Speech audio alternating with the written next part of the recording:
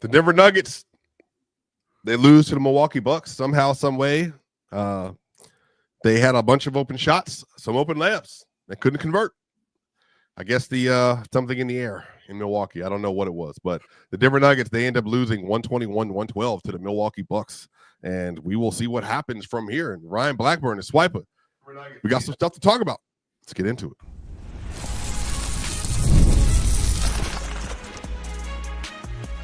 You are Locked On Nuggets, your daily Denver Nuggets podcast. Part of the Locked On Podcast Network, your team every day. Welcome to Locked On Nuggets. This is your host, Swipa. This is Ryan Blackburn. This is your team every day. Shout out to you all. So great to see you. Hope you're having a spectacular day, spectacular evening, y'all. This is going to be quite the doozy of an episode. Today's episode is brought to you by FanDuel. Right now, new FanDuel customers can get $150 in bonus bets if your first $5 bet wins. Let's see if we can make more takes tonight than Jamal Murray and Michael Porter Jr. were able to. Y'all, Ryan Blackburn, how are you doing today? Man, I have no doubt we could have more takes than those guys put in baskets tonight. That was a tough scene. I mean, Jamal had what do you go 9 of 20? Like it is what it is. Sometimes it's not a great night, especially if you don't get to the free throw line and you don't make a bunch of threes. But like, it could have been better if Michael Porter Jr. had been better, and Michael Porter's night would have been tolerable if Jamal Murray had been better. And sometimes both of those things don't happen, and that's when the Nuggets are going to lose. Yeah. I guess initial thoughts, Ryan Blackburn, on the game. Just overall thoughts. What do you think? Yeah. So, I mean, look, this was billed as the Jokic versus Giannis show. We got a show from both of those guys. Giannis 28, 19, and 7. That's a great night. Shot relatively inefficiently, but made the buckets when it mattered, hit a bunch of mid-range jumpers, and looked very good on both ends of the floor for the most part. Jokic didn't look as good on the defensive end. He never really does, but he also made enough plays on that end of the floor that it didn't matter enough. What mattered was the fact that nobody really gave him a bunch of help on the offensive end, because 13 of 16 from the field is crazy. 32, 14, and 10 is a crazy night when nobody else can hit a shot. And it just felt like he was kind of out there by himself. And it sucks, man, because Matt and I just did this show that released yesterday, kind of celebrating the supporting cast guys, especially Michael Porter, Aaron Gordon, Jamal Murray. And those guys in order go 5 of 22, 4 of 13, and 9 of 20 in a game like tonight. And that's this is not going to cut it. And I think they know that, of course. They'll be the first ones to tell you. But in games like this one, where you need to find a way to separate against good teams, you need your good players to play well. And Denver's good players don't play well enough. I think not saying they didn't play well enough is a little bit of an understatement. I think I would say so. I think they played pretty horribly. I think at this point, Ryan, I'm just kind of like, we have been kind of, because you know me, I'm pretty neutral for the most part. Like, I don't get as low as you and Matt do, right? But I can get like a little you're more maybe, reactionary on the timeline, I will say that. But in the podcast, because you're watching the game, you know what I mean? I try to entertain the fans. This is what I'm here for. I'm a man of the people. Oh yeah, putting on a show, baby. But Ryan, I think we just have to self-admit that beyond the doomer takes that you can have sometimes, I think like legitimately like conversations. CT, I wish we could invite CT in here at the same time. CT has been a big advocate of Michael Porter Jr. and I'm ready to tell him. I'll send him the invite right now, man. I'll throw him you could. I'll throw him the StreamYard link in the chat. I think in Porter the chat, in his DMs. Yeah. I think Porter is a very good player and has very good moments. But I'll also say this to you. I think everyone has real concern about Michael Porter Jr. come playoff time versus aggressive teams and being in a situation where you have to rely on him. This is my issue. We have been at this point of hoping that everybody will be able to do their job around Jokic. And I've been looking up the numbers. I talked about this a little bit the other day.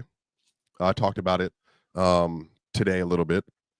Do you know Aaron Gordon is graded out as one of the worst defenders on the team for the Nuggets this year? Yeah, and he hasn't been great overall. There were some good possessions tonight, but for the most part, like just a little slow on the get up, I'll say. And I think that's where I'm having the issues is, Ryan, you're paid. Obviously, he's going through a lot. Like this is not, it has nothing to do with anything other than hoops. You have a job to do. We have a job to do. I am going through something. You're going through something. We have to show up and do our work. That's just the way it works. But I'm functionally trying to understand, how do you get beat off ball as much as you do?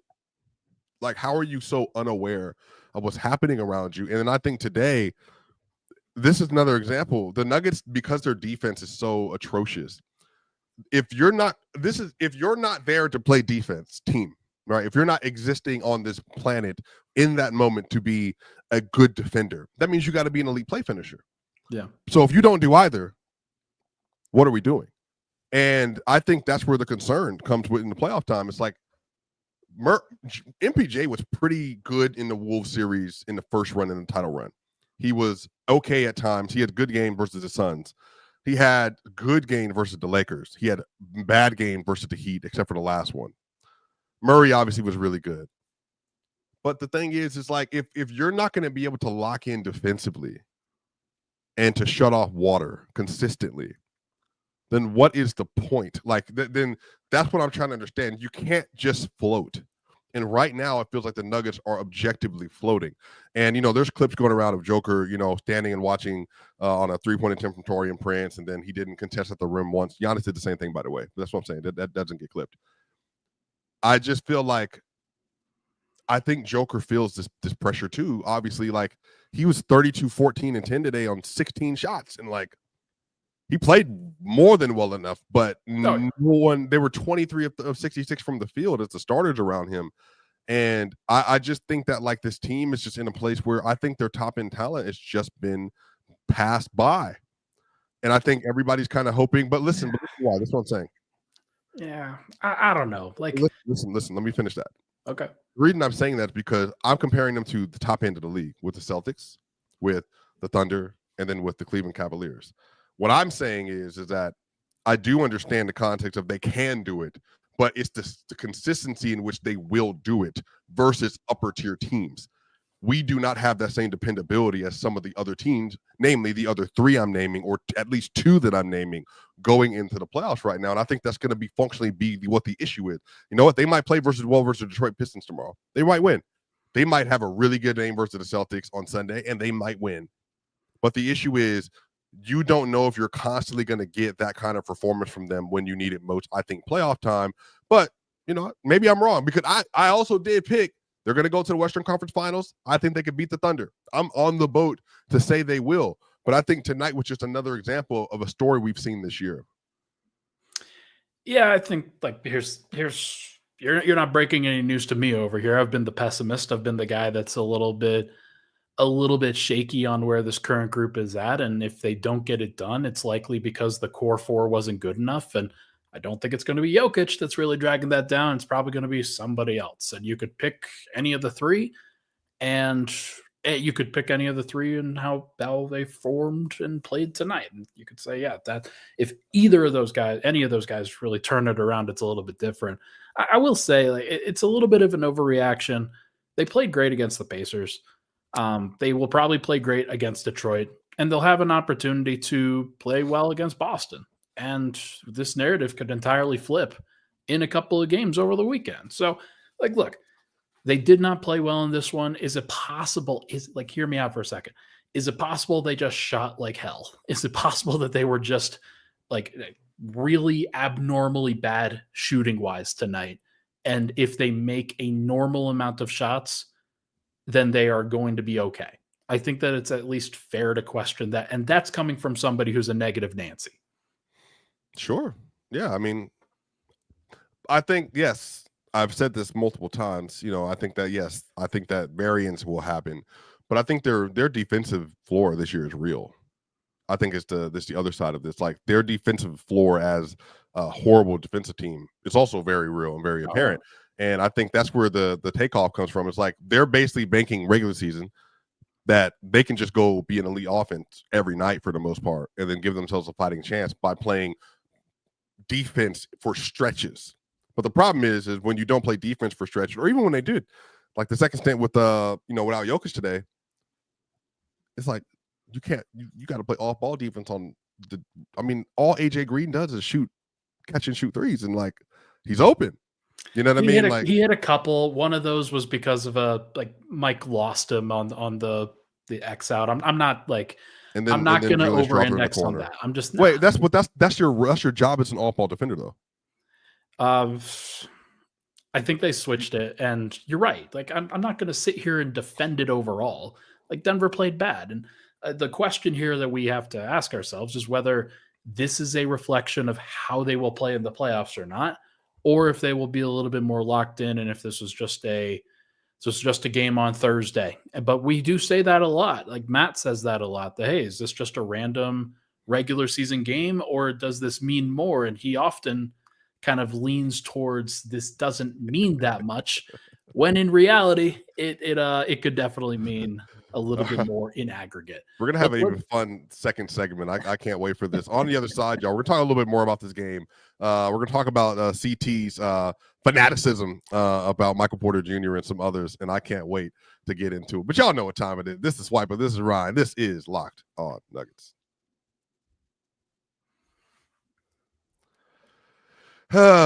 When the game tips off and the NBA action is just getting started, there's no better place to get in on it than FanDuel, America's #1 sportsbook. With FanDuel, you can place live bets throughout the game, so even if you missed the opening tip-off and want to bet the fourth quarter comeback, the Nuggets are going to do it. You can stay in the action. And if you're looking for a bigger payout, you can even combine your live bets in the same game parlay. Now, I love using FanDuel's live betting feature because it keeps every moment of the game exciting. Whether I'm backing my team for a late game rally or picking a player to hit a clutch three, I never feel like I miss my chance. Plus, the app is easy to use, and when you win, you get paid instantly. Now, right now, new FanDuel customers can get $150 in bonus bets if your first $5 bet wins. Just visit FanDuel.com to join today. That's FanDuel.com for your shot at $150 in bonus bets. Make every moment more with FanDuel, the official sportsbook partner of the NBA. We'll be right back for more here at Locked On Nuggets.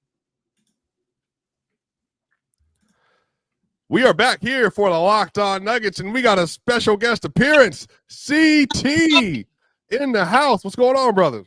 What's up, guys? How you guys doing? Oh, we're doing great. Just an impromptu welcome to the Locked On Nuggets show for CT. CT, let's get straight into it because we got about 18 minutes left or so. Give us your prognosis. As the basketball coach who coached his first playoff game, I believe, the other day. Hope that went well for you. What did you see? It did. I didn't hear anything on the timeline, so I know it didn't go well. What was the final score? It was low score. It was like 36-20, 28, I think. We were without our big man, so that's why we lost. But it was scoring. Good game. Yeah, low scoring. Oh, man, I'm sorry about that. But congratulations on the season, nonetheless, bro. Thank you. You got to come out to a game, man. I'm telling you. I would love to. Yeah, I'm all for it. I love to see youth games. But CT, what did you feel about how tonight went for the Denver Nuggets? Yeah, so admittedly, I only watched the second half because I was coaching practice tonight. But I think the defense was pretty bad in that third quarter, especially. Like they weren't getting back in transition at all. Guys were just getting wide open blow by layups in semi-transition as well. And I think some of the minutes where Giannis and Dame were off the floor also were pretty pivotal as well, which the Nuggets should have probably capitalized in those minutes. So, and then the offense, of course, you look at the box score. MPJ's game was really bad. Murray was not great as well. AG not good either.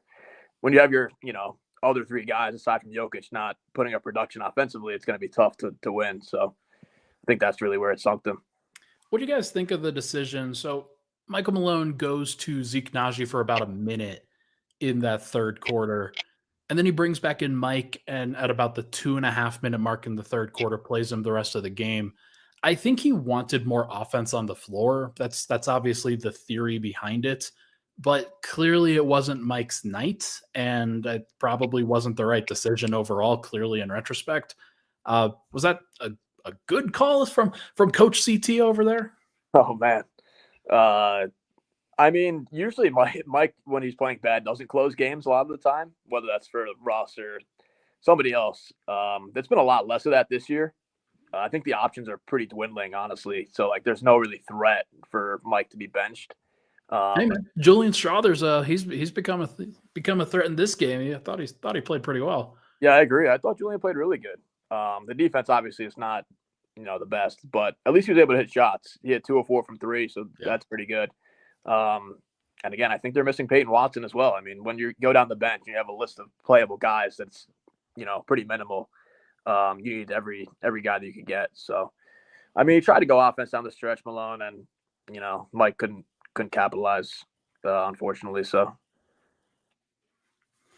I think just in general, there's going to be a lot of folks, and again, this is just another national TV game that the Nuggets struggle in. I don't know what their record is on national team this year. It feels like it's 2-13 or somewhere close to that, just because they're playing against all these good teams and they seem to lose to a lot of good teams. I don't know how notable it is, but it certainly doesn't feel good. Like Denver in past years has shined on national TV. They've put out some of their best performances on national TV, played great, had some big moments. Is this a talent thing? Is this a focus thing? Because you're talking a little bit about not getting back in transition, not closing out the shooters really well, not knowing your personnel. It does kind of seem like not necessarily a lot of focus on that regard. Look, I definitely think it's a lack of focus, but I think there's only so much lack of focus you can. If you're already not, I think that's my thing. If you're already not a good defensive team, then what do you mean lack of focus? Like, you have to be focused in order to compete, like even to be manageable defensively. And if you're continuing to have off-ball issues, like one of the things that made the Nuggets really good last year that I've gone back to in my head multiple times, when the Nuggets ran sets defensively, their behind the pick and roll defense was elite. This year, it sucks. Like, it's terrible. You know what I mean? It's like bad communication. Yeah. And the issue is like when they're facing the ball, for whatever reason, Julian Strawther, Michael Porter Jr., and Aaron Gordon this year, deer in headlights when it comes to guarding the pick and roll. What I'm saying is, like, if you already are worse defensively because your personnel is weaker, why are you not more locked in consistently, especially if you know Jokic is not a defender and you need help to prevent from getting to the rim as it is? Like, that's what I'm saying. And then on the outside, now, to be fair, Ryan, because I try to call this stuff all year, their three-point defense was terrible. And then it was really good. And then now it's going back the other way again. So, like, they've been doing this all year with their three-point defense. And what I'm saying is, like, there's just not – you don't have the room to do that. And then when you choose not to do that, and then you're also blanking shots, then it just leads to a recipe for disaster. And you're just like, Jokic is just, putting up this crazy game like he did versus the Wizards, and it's just like, it doesn't matter. And then CB, I think CB's had a really good year. Boy, CB containing the ball at the level, oh my gosh, like he just still struggles with that. Like, I know that's something he'll get better at as time goes on. To me, I think there's too much pressure on him to contain the ball because Jokic isn't doing much of any of it. Like, he's just not doing anything containing the ball at all. Ryan Blackburn, that's your job. What are you talking about? No. Because the scheme that the Nuggets play, he's always like, Jokic is always one-on-one in mono. If you're standing in front of me and my job is to prevent for drive, how is that on somebody else? That is not how basketball works. And literally, there was a set earlier when Dame Lillard had 2 separate times was standing in front of CB and he went by him to the rim. I don't even understand. That's what I'm saying. There were literally it was a regular set. Dame's at the top. Everybody's staring at CB, and he walks by him. How is that not on CB to stay in front of the man? That's what KCB was tasked with too. Look, everybody, you can identify individual possessions. I'm not going to sit here and say that like CB's been a great pick and roll defender. What I will say is that he has the most pressure of anybody on that team defensively because he's the only guy who tries consistently. You can look at all 4 of the other guys on the defense, like in the starting lineup, and be like, I don't know. So it's kind of frustrating to watch because he can be the only one who is rear view contesting. But if you are like, so if you're in that situation and he's not getting the right, like he's not jumping in front of that screen, he's not getting around it as well, Jokic has to step up and contain, but he can't do it. And that's the problem. Like that's where Denver's defensive issues start. It's not on the ball with their pick and roll perimeter coverage on the guards. It really is just that Jokic can't catch them. Like he can't funnel them back into the help. It's unfortunate, but that's the truth. I think he's been too far back on his levels this year. He's not really. He's playing in no man's land a lot of the time, where it's like, are you really pushing all the way up in the blitz, or are you just standing back and trying to contain? And I think there's just too much room for those guys, right? Like, yeah, and it's not really all of his fault. I think this has been one of his worst defensive seasons, ever since he took the MVP leap. But I think also too, the point of attack defense is also bad. And like I said, you don't have Watson out there as well. You're taking another point of attack defender, even though Watson's probably best as a rim protector, but he's also versatile enough to play that role. You take him out of the equation, then you really only have CB. And I think AG has had a slide this year defensively, and that could be due to a multitude of reasons. Obviously the injury has been, hampering him as well. And I think Mike and Jamal have been pretty bad defensively as well. I don't know what you guys think, but I think the Nuggets should play more zone. I think they, especially with Watson coming back soon, I think they have the rangy athletes to do it. Jokic in the middle of the zone, at least he's, could play the paint, control the boards. And I think playing zone, at least then it puts you out of rotation, right? You're not chasing guys in PNR. You're not, in a drop. You know what I mean? It's not like you're going to be, out on an island. And in the zone, you have, your areas where you're trying to contain.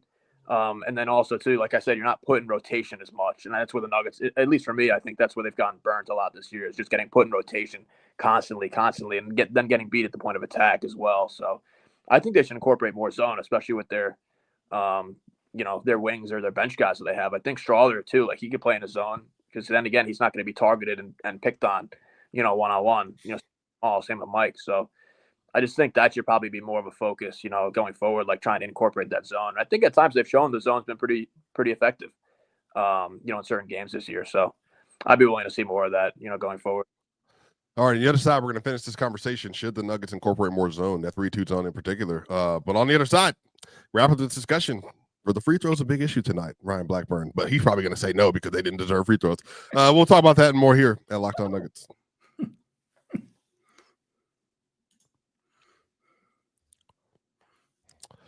All right, y'all. With Robinhood Gold, you can now enjoy the VIP treatment, receiving a 3% IRA match on retirement contribution. The privileges of the very privileged are no longer exclusive. With Robinhood Gold, your annual IRA contributions are boosted by 3%. Plus, you also get 4% APY on your cash and non-retirement accounts. That's over 8 times the national savings average. The perks of the high net worth are now available for any net worth. The new gold standard is here with Robinhood Gold. To receive your 3% boost on annual IRA contribution, sign up at Robinhood.com/gold. Investing involves risk. Rate subject to change. 3% match required. Robinhood Gold at $5 a month for 1 year from first match. Must keep funds in IRA for 5 years. Go to Robinhood.com/boost. Over 8 times the national average savings account interest rate claim is based on data from the FDIC as of November 18, 2024. Robinhood Financial LLC, member ISPC. Gold membership is offered by Robinhood Gold LLC. We'll be right back for the final segment here at Locked On Nuggets. We are back here for the final segment of Locked On Nuggets. We're here with the great future Hall of Fame coach, CT. We're here with Ryan Blackburn, future Mr. Big Media, Mr. Big Market, Mr. Big ESPN, Ryan Blackburn. Okay. And then little old me will be on YouTube, just doing just nothing, just complaining about Bucks games that the Nuggets are losing to and all that other stuff. I think Ryan Blackburn is off his rocker. I'm not going to lie to you. I just think that the personnel on the team defensively is absolutely much worse. But I also still expect in my NBA, in this NBA, in this administration's NBA, for defense to matter and for you to be able to sit down in front of a guy and say, I'm going to guard you one-on-one and off ball. If I got AJ Green in the corner and all AJ Green does is shoot, catching 3 threes, I'm going to make sure he don't catch a catch and shoot 3. But again, I also agree with you that Nikola Jokic has a large burden to carry offensively. he's had a lot to do. I think he's having the best offensive season ever. And with that, he's also then having maybe a worse defensive season than he has typically in the last couple of years. But CT, I think that's my whole point. Why then, if you know this is what you're going to get, why is the team around? There's still a drop-off. There should be a higher bar set for defensive execution. And I think that's where the issues lie. I think today they could have won had they played better defense and stretches. But you know what? It's been a long season issue. But to your point, when they beat the Thunder, a fully healthy Thunder, 7-0 Thunder, by the way, with Chet Holmgren, everybody just seems to write off. The Nuggets can't beat elite teams. They already beat the Thunder undefeated. They didn't have Murray and Gordon that game. But remember, y'all, they went to the 3-2 in the fourth quarter, to your point, because they said, look, you're not putting us in rotation no more. SGA, you're not just going to keep driving by it. You're going to see a wall, and that helped them get back into the game and win the game. So maybe that is CT. Maybe that's what it is. They just have to vary up their defensive coverages because they don't have the talent around them to play any better, make man-to-man defense. I think they should. I don't know if you guys have been watching a lot of the Thunder games lately, but teams are starting to sell out on Shea in like a soft zone. So they call it double fist. So they have two attacking Shea at the top of the key and basically getting the ball out of his hands and trying to make somebody else make a play. But I think, teams are going a lot more zone these days, just to try to get guys out of rotation. So yeah, I think the Nuggets should try it. Again, it's not like a full game. You can't run a zone for a full game. That's just not something that's really, possible for the most part. But I do think as like a change of pace, though, I would like to see a little bit more of that. But like Swipa said, against the Thunder, like that was their zone really helped them out. Russ at that top of like a 3-2. It's like a 2-1-2, like 3-2 zone. I would like to see more of it, if they could. But really, with the defense is the point of attack. With KCP leaving, there's no guy on the team that could corral the ball handler and force them to his side. That's just they don't have a guy like that. And like Ryan was saying earlier, he made a great point that CB is in like a crash course this year as like the main point of attack defender, and it's a large burden for him. Again, he hasn't been really great at it, but he's had moments. But it's been a tall task, and that's why I think you have to try to experiment with Watson too, because I think he's been pretty good as their best on ball guy. Feels like Christian's been the sacrificial lamb a lot of times in some of these lineups where like we're talking about, hey, Jokic could give a little bit more effort at times. And like, look, this isn't a criticism of him. This is just how it is. This is just, there's only so much effort that you can give on the floor. And personally, when the rest of the Nuggets suck on offense, I think it's fair for him to really try to over-index on the offensive end and making sure that they're creating good possessions every single time and he's scoring a whole bunch. Like it's not a criticism. He is still the best player in the world by far. I don't know. After tonight's game, Giannis kind of caught up a little bit. Bullshit. Yeah, I know you're in these circles that like to they like to mess with you a little bit in some of those takes. I'm gonna pull up some stats here. Jokic's defensive ratings by lineup by two-man net rating in this season. Jokic and Jalen Pickett is the best defensive rating among his two-man combos at 103.9. Wow. Then Jokic and Zeke Naji at 110.2. Then Jokic and Peyton Watson at 110.7. Then Jokic and Hunter Tyson somehow at 110.9. Jokic and Gordon right after that. Jokic and Strother right after that. Jokic and Westbrook. Jokic and Brown. Jokic and Porter is second to worst. Jokic and Murray is a 116.0 defensive rating. That is certainly dragging Denver down a little bit in some of those lineups. So it's not just that Jokic struggles. It's not just that Murray struggles. It's that when both of those guys are on the floor and you've got a guy like Porter and Christian is struggling a little bit, it can be tough. So somebody's going to have to step up in that trio in between Jokic and Murray, whether it is Porter, whether it is Gordon, whether it is Christian. There has to be some measure of growth there from those guys heading into the playoffs, or else this team is going out in the second round or earlier. Like it's going to happen if they don't get better defense from those guys. Well, we had a take a couple months ago before the trade deadline that somebody was going to get traded, and so it does feel like at some point that is probably going to. CT, I've really tried to weigh it in my head. I really don't know how else they make some of these significant improvements at the level they need to, especially as Joker gets older. Like he's 30 now. Like he probably keeps getting better for maybe a year or two more, but then eventually he's going to stabilize, and then he's probably going to become more offensive dependent as he gets older. So what does that mean? Probably got to have like an Evan Mobley next to him, you know what I mean, to really maximize that. That's what happened to Dirk. They were just like, let's just stop pretending here. Here, Tyson Chandler. All right, Dirk, don't worry about it anymore. And then Dirk was like, sure.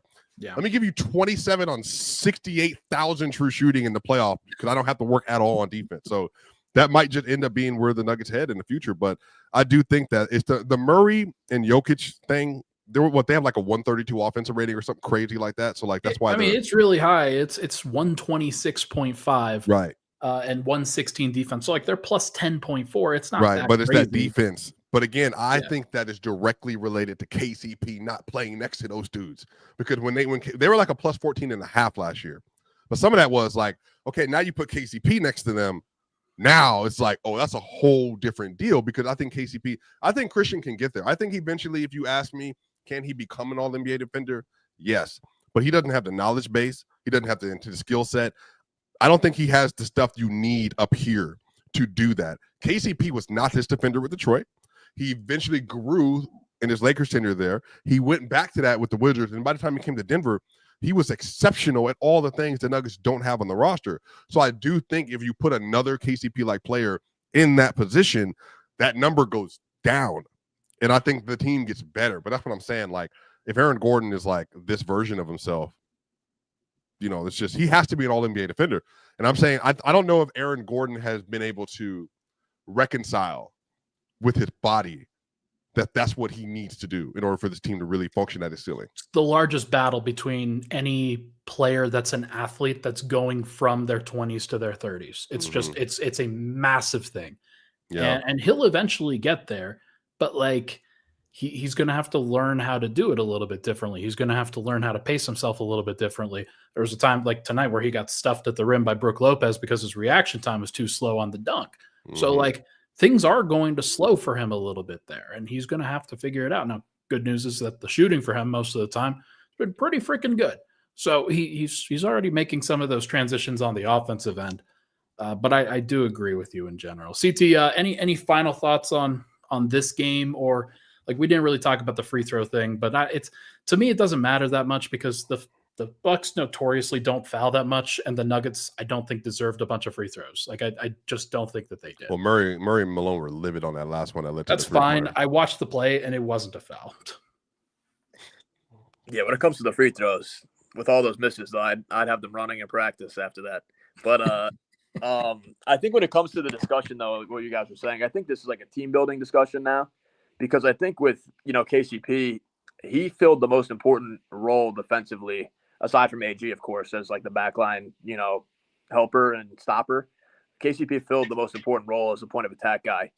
And same with Bruce when he was here as well. I think Bruce, his defense was a bit overrated, but he was another guy who could throw out there that was able to kind of stymie some guys at the point of attack. And the Nuggets have slowly lost both of those guys in back-to-back years and haven't replaced them with that ilk of skill set. And I think that's kind of dwindled now and has had really a big effect on the team. And then we also get into the discussion of like, if you have too many defenders now, we saw the other night versus the Lakers, look at the scheme offensively. Jokic get triple teamed and no one else could capitalize and make a shot. So that's for me why I'm not defensive, but probably more higher on MPJ's standing with the team, because he's a guy who could space the floor for Jokic, and his importance as an offensive weapon next to him as a shooter and a guy who's, you could space next to him as a one pass away guy.